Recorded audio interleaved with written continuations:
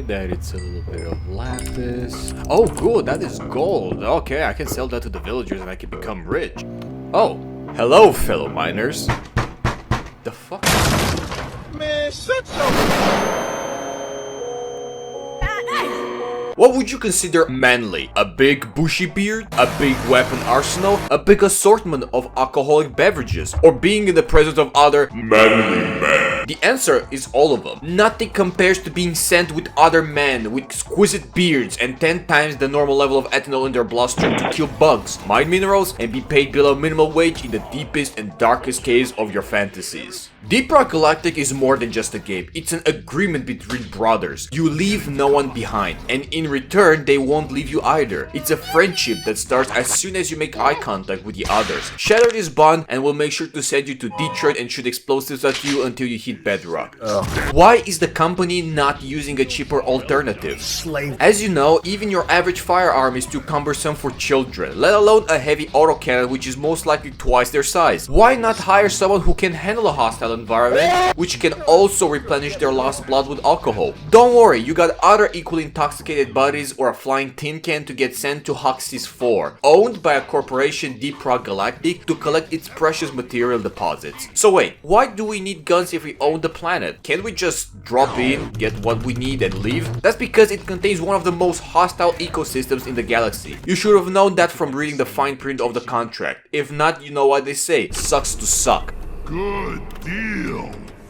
As a greenbeard, you might have a lot of questions. Why can't we dip our bowls into liquid morkite? And why are people getting freaky with Doretta? There are some good questions, and the reason why is because... Sorry about that, management told me that they would kill... If I answer some of these questions, my contract will be...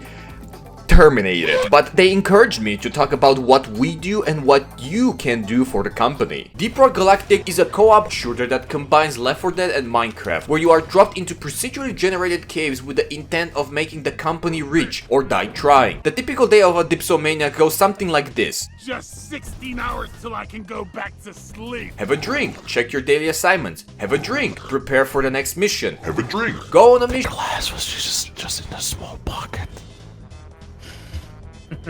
So it's just gonna be the tools. I'm going to fucking kick you in the balls if you keep talking like this to my face and my beard. This be serious.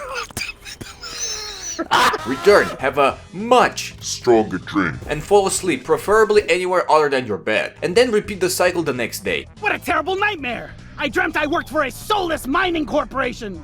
Wait, ah, crap! Hydration is taken care of, and you'd think that there's a proper place to pee.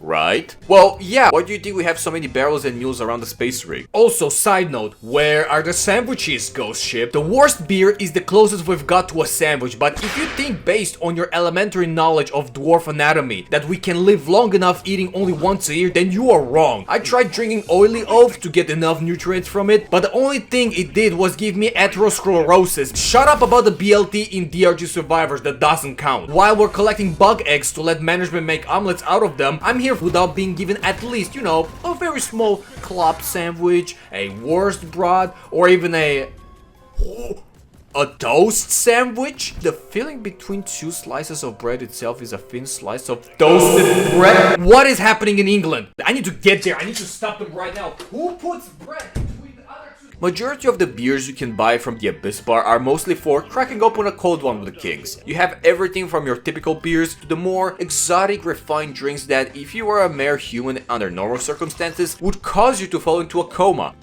Yeah. Where am I? But because we're playing as a Superior life form. you can down a gallon of beer, and the worst it could do is make your vision blurry or put you out of commission for the night. The other beers, the special ones, are meant to give you bonuses for the duration of the mission, from more HP to carrying heavy objects faster, collecting double the gold from mining, and much more. But for who is all of this meant? For these beautiful dwarfs. This game has 4 playable classes, all of which have distinctive playstyles, roles, and different Geneva Convention rules that they break. Gunner, Engineer, Driller, and Scout. Considering that the operation takes place in a cave, I'll start by talking about a must class to have. the engineer. Hello? I'm good, boy! The caves of Hoxxes are generally very open, and the minerals you're after are on walls. Just like a child trying to get to a cookie jar, you put something underneath, and the engineer can deploy cheese wheels to increase your reach or create a staircase to fulfill the capitalistic dependence. These platforms can be also used to reduce fall damage or create kill zones. Also, you didn't hear this from me, but you can eat the foam. If you can get over the side effects of eating concrete, at least you'll consume something with flavor, unlike that slop you've been served at the canteen. We solve practical problems, and just like the other engineer with 11 PhDs, you can build sentries. These can't be destroyed, but run out of ammo pretty fast. If you can't reach something on the ceiling, just put a platform and send the scout to get it. Their job is to provide clarity to the team and collect hard-to-reach materials. There are 3 types: those who light up the whole area like the second coming of Jesus, those who forget their support tools on the space rig, and the dead ones. Some scouts might suffer from brain damage, which is a factory defect where no matter how safe the cave is, they'll still somehow die on the other side of Hoxxes by falling multiple times on their head trying to collect a single flower. Good, thank you. Just dodge a little. As a scout, if you see a platform high up underneath a vein of minerals, that's not just an invitation or suggestion, that's an obligation to mine that fucking nitra. Because of their hyperactive ADHD zoomies, scouts will occasionally catch some stray grenades. Why is there a C4 next to my legs? Speaking of explosives, Driller. Everyone agrees that they're a menace. Most would assume that on an alignment chart they would belong on the bottom right. I'd say that it depends. Are you playing with randoms? Neutral evil. Are you playing with friends? Diabolical evil. Most of the time you won't see randoms using satchel charges, but when you're with 3 other friends and all of you share the same brain cell, you're going to give in to the voices. It doesn't matter that the mission just started and we're playing on Hazard 5. I'm going to throw a C4 at the exit of the drop pod because it's guaranteed to kill the scout. You fucking bitch. They have the tools to reshape the world around them. Anything else they can do regarding supporting the team? Well, killing. The best defense is the good offense, and Driller is an expert in crowd control. Sure, you can make a bunker, but relying solely on the hope to fight normal enemies during a wave could lead to an unpleasant surprise from a very big explosive bug. Some would say that dwarves are like kids, short, clumsy, always drinking and getting themselves killed no matter the circumstances. I found that completely unrealistic. Have you ever seen a baby with such a lustrous beard? They resemble old people more than anything. You're going to need someone to look after the elders, and the nearest retirement home isn't going to cut it. But don't worry, we got someone that is well equipped for this task. After all, this isn't a horde shooter if we don't have access to some real heavy caliber weaponry.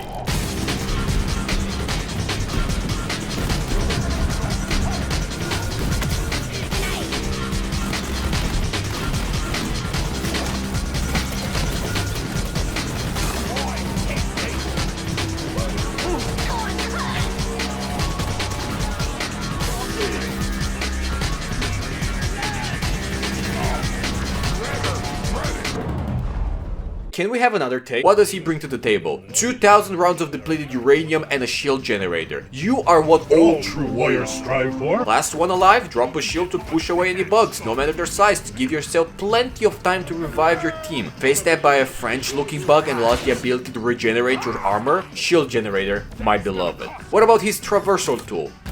I just put up a zip line. I was born ready. Here, crop of vein, let's get it.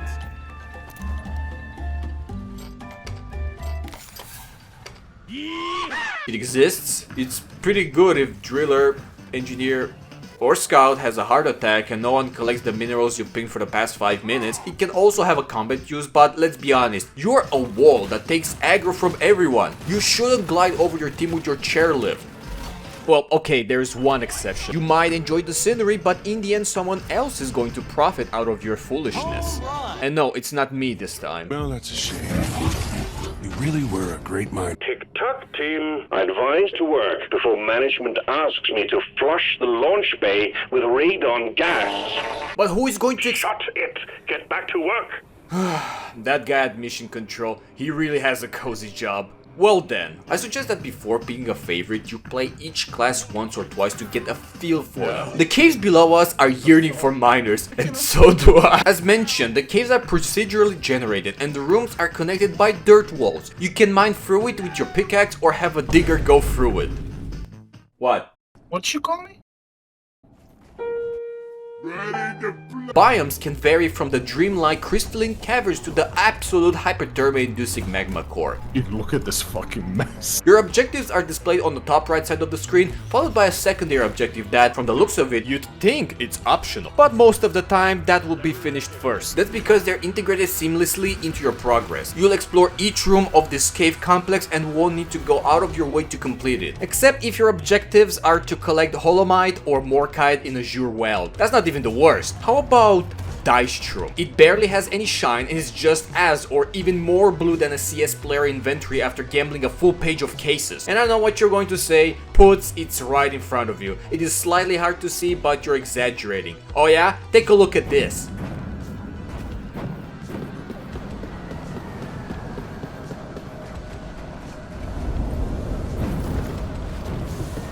Did you see it? Well, I didn't for 5 minutes. Think of it like an eye exam, starting from the top with Phasionite until you get to the bottom with Dystrum in Glacial Strata.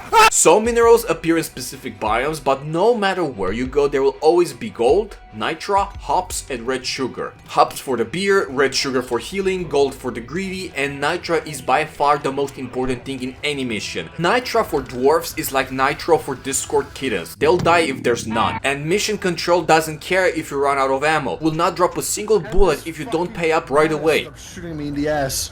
77 ammo! Mission control suck a dick. There you are. Jesus. When you call a supply pod, you'll get 4 portions that each refill 50% of your maximum ammo and health. Never take more than 1 portion without asking. This team needs to cooperate, and that means to share. If you don't, I'm going to break the company's policy to leave no dwarf behind. Otherwise, you'll get to see why communism failed. Currently, there are 9 mission types with different and unique objectives. In no specific order: Egg Hunt, which sends you to find excellent alien nests scrambled around the caves and to crack them open so we can lay them in Molly. On-site Refinery will have you collect liquid Morkite. There will always be at least 1 dwarf to overlap the pipes, create a carousel, or both. Salvage Operation has you reassemble Hey, baby Molly! like Legos. Power up a drop pod and then leave. Point Extraction has you collect aquarks from cave vaults, which will drop in completely random pits if you don't pay attention. Escort Duty has you delivering a drill dozer to a big sentient rock, penetrate it and steal its core. Elimination is like Egg Hunt, but not really. In this one, you destroy the eggs to see what lies inside. Congratulations, they're twins. Industrial Sabotage doesn't exist. Deep Scan puts the deep in Deep Rock Galactic. And Mining Expedition is like mining for lapis in Minecraft, but instead of that, it will be a less bullshit version of Dystrum. Some missions have those so-called mutators which can either help you or hinder you. Fortunately, the warnings give you a hazard bonus, which is an EXP and credits multiplier, and rarely you'll stumble upon random optional events.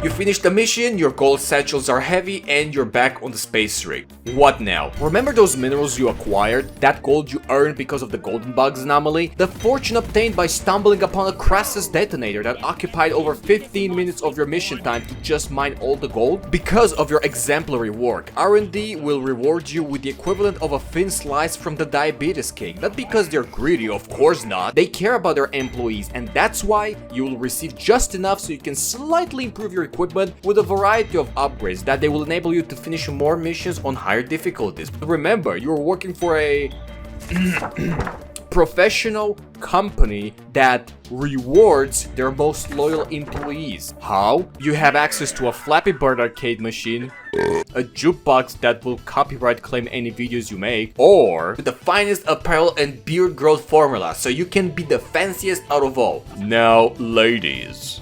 Or lady. You might think that you can't enjoy the delights of having a beard because you can't grow one, unless you're dealing with hirsutism. But don't worry, management got you covered. The weapon and cosmetic system in this game is done so well that I would say it's better than majority of the AAAs released in the past several years. You think you're so special because you can play as 21 Savage, Snoop Dogg, Homelander, Nicki Minaj, or EDP in Call of Duty? In what other game can you play as the Ice King, the crewmate, Gordon Freeman, pre-2024 Nikocado, and Morshu, huh? Some of you might not care that much about customization. You'd rather spend your minimal income on something that not only destroys bugs but disintegrates them. Something that can dislocate your shoulder out of your socket from the sheer force. Or maybe you want to use your gun differently than it's written in the manual and unlock new playstyles. Well then, I want to introduce you to overclocks. Depending on their type, they can either increase a few stats, balance a few values around, or completely change how the weapon behaves. You want just a little bit more ammo and faster reload speed? Composite drums. You want to fly right into a cave leech? Special powder. You want the equivalent of sticky flames but for your cryo cannon? Crystal nucleation. Or do you just want a simple railgun? Hyperpropellant. You unlock these after your first promotion, and the most common way to get your tiny manling hands on these war crimes is to either complete assignments or infuse a blank metric score via a machine event that randomly spawns during your missions. As you expect, some of these overclocks are better than others, and in some situations are mandatory. For those who crave a hard challenge and want to attempt the hardest missions out there on the Hoxxes, I'm talking about Deep Dives and Hazard 5+, which are your endgame. Deep Dives are basically one long mission divided into 3 levels,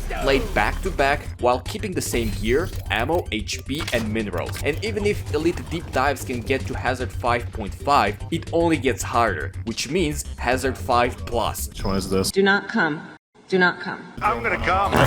It seems identical to normal Hazard 5, but the challenge lies in your hands. It allows you to fiddle around with some stats: enemy count, speed, health, and dwarf resilience. Hey yo, what the fuck? Allegedly, greybeards who play modded difficulties compare those settings to Hazard 7 and all the way up to Hazard 11. No matter what you play, people will try to complete and optimize everything, so these difficulties are reserved for those true masochists who get hard from getting one-tapped by an acid speeder's.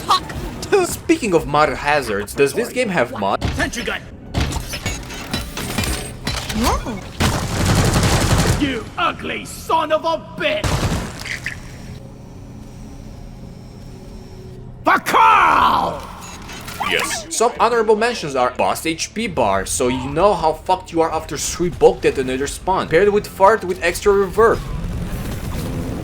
And profanity booster. Lore-wise, dwarves are very creative with insults, and that applies to DRG too. This mod improves on it with fine examples such as: is this all the content you get from DRG? The upgrade system and customizations are fair, there's a difficulty for everyone, even for those that haven't used a mouse and keyboard in their life, a variety of playstyles, and the music, oh my sweet baby mute. But how does this company earn more money after you buy the game? Do they have a subscription? Or do they sell weaponry colors for the cheap price of €5? Well, that type of content is reserved for DLC packs that contains a shit ton of cosmetics for a pretty reasonable price. I can see the look on your faces. How come this game doesn't have something like a paid battle pass or an in-game microtransaction shop that sells cosmetics for a price only a mentally impaired child would buy? To answer your statement, DRG does have a battle pass, but unlike most companies that lock like, I don't know, half or even more of the stuff behind your credit card, DRG offers that and a huge season themed content drop to everyone for free. And you know how other games have that rush to complete it or you lose access to the previous available content? Well, you can simply access previous seasons whenever you want. No wonder why this game has an overwhelmingly positive rating. And maybe that's why you decided to give this a try. Everything feels like how things should be. In a capitalistic world, people will try to profit from your naivety and lack of experience for their own gain. Very few people appreciate the small things this world gives. It's so easy to look down on others and talk badly about them. But once in a while, you can just relax, pour a cold one with the boys, and commemorate those before us, those that made this happen. I humbly submit a toast to Ghost Ship Games for such a gem. And before I black out, remember, Carl would approve of this. Rock and Stone.